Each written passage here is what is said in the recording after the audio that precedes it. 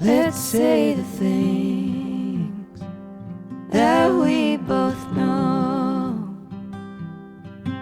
Gonna take these words and make them stone. I know a place.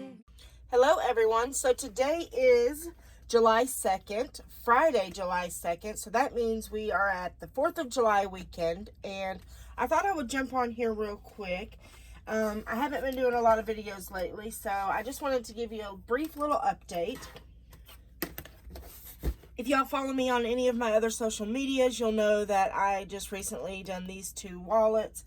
I made one like this for my sister-in-law, Lisa, and I absolutely loved this color combination that she picked out.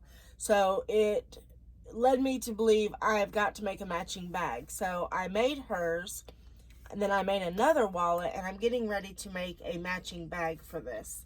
Another one that I done was this white one and teal, and on this I decided I wasn't going to use any hardware for the strap, so I'm actually going to see how that works out for me. I feel like if I reinforce this strap a couple times right here, it'll just help it to where it's not pulling on the seam, and then I can save all the bulk of having so much hardware there. And also it does save assembly money. So I'm hoping to do a few of those like this, see how it works out, whether people like it or if they just want to continue with using the other hardware like I've used in the past. So this is the wallet. I need to still rivet this one, but it turned out really cute. I absolutely love it. I did move my magnetic snap up a few inches just to give a lot more room to this one, because my daughter carries, well, she carries everything in her wallet. Literally.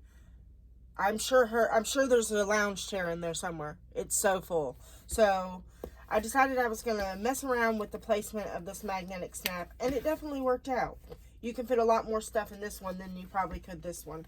Okay, so moving on. Again, these are the two wallets that I made. They are both going for $55. So if you want one, be sure to contact me. I am in the process of transferring my website to an Etsy shop. So just contact me directly. I usually don't answer phone calls, but I will respond to text messages, just because a lot of times I'm videoing. Okay. So moving on to the bag that I'm getting ready to make, I have chose to do this pelican tote. And I think this is actually a free pattern on bagstocks.com. I'm not sure, because I've had this pattern for a while, and I know when I first started getting into bag making, I was trying to locate a few free patterns. And the great thing about finding a free pattern from a company or a designer is it gives you the opportunity to see what that designer and how that designer works, what the directions are like. Are there plenty of pictures? Does she give lots of details or here? And so that's what I like. I would like to show you how well this pattern is done, but I can't because it's not my pattern, so I definitely can't share it. But let me see if there are a couple of tester pictures in here. No. Okay. But anyways, this is what the bag is going to look like. There is a version called the fancy version. I did not cut that version. I cut the original version, but I am thinking about moving my handles to the outside and adding some rivets. I haven't decided yet, but I guess we'll see as I'm making the bag. So, on for today's little tutorial. There's a few pattern pieces that I need to put some Deckerville light on, and these little tabs right here, this is one of them. And so I thought, I'm not going to be able to do it like that. I thought, what a good idea to show you all how I apply Deckerville light or any interfacing outside the seam allowance. Okay, so when you have a seam allowance, what that means is, let me get my little pen. Let's say we were to put these two pieces together, right? And now if I read on the pattern and it tells me that I have a 1/4 inch seam allowance, that means a 1/4 inch from my raw edge that's going under the sewing machine. So right here is where I'm going to put it. My needle's going to come down here.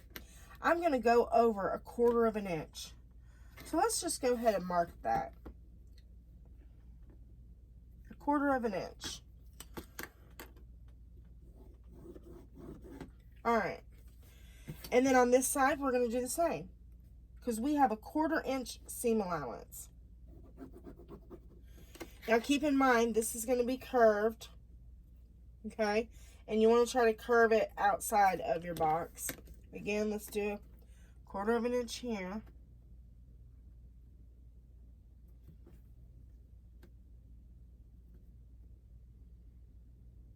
I'm only hoping I'm measuring this correctly.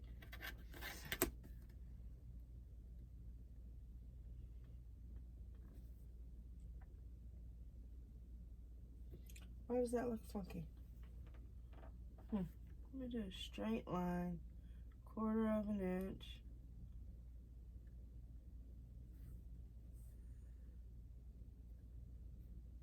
Okay.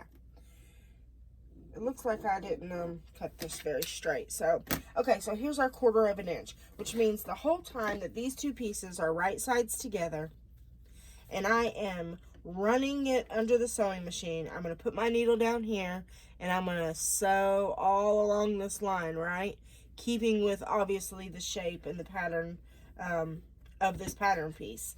So, when you look at a pattern and it says, put your interfacing on your pattern piece outside of the seam allowance. Okay, so this is inside the seam allowance. This is in, and this is outside. Okay, so anything to the right of your stitch line, which is right here, anything to the right is your seam allowance. Anything to the left is outside your seam allowance. So here's what you would do. Find a piece of Decoville. And the reason why you want to do this is because a lot of times sewing machines have a hard time, especially domestic sewing machines, they have a hard time, look right here, sewing over all of these layers. Another reason is your seams. When you have a seam and it's so thick, you feel it. You want it to be nice, a nice seamless seam. You don't want to feel a big bulk inside of your seam. So, let's see how this looks. All right, I like that. So, I would probably trim off just a little bit of the top because I didn't measure the top. Okay. So this means that I have Decoville Light inside my seam allowance, or outside my seam allowance. Everywhere I sew is going to just barely miss that Decoville. Now what I'm going to do is I'm going to use this piece right here that I just made, and I'm going to take, let's even this up first. I'm going to take and I'm going to place this over my Decoville right here. And I'm going to make 4 of them because I have 4 pattern pieces. And these are the closure tabs for our pelican tote. And then I'm also going to do the same thing. On this one, on the exterior front panel, it also asks for Decoville. And I'm going to try to keep that out of my seam allowance. My sewing machine will definitely be able to handle it. But the good thing is, I want to make sure that I don't have bulky seams. So I'll be doing it in this one and also in this one. All right, guys, I guess that wraps it up. I'm going to get busy working on this tote. Hopefully next week I can post a couple of videos of the sublimation that I'm going to be working on, because I need to sublimate all of the things for our family week. I don't know, maybe I'll post something exciting about family week too. I haven't decided yet. You guys have a great day. Enjoy your 4th of July weekend, and don't forget, Run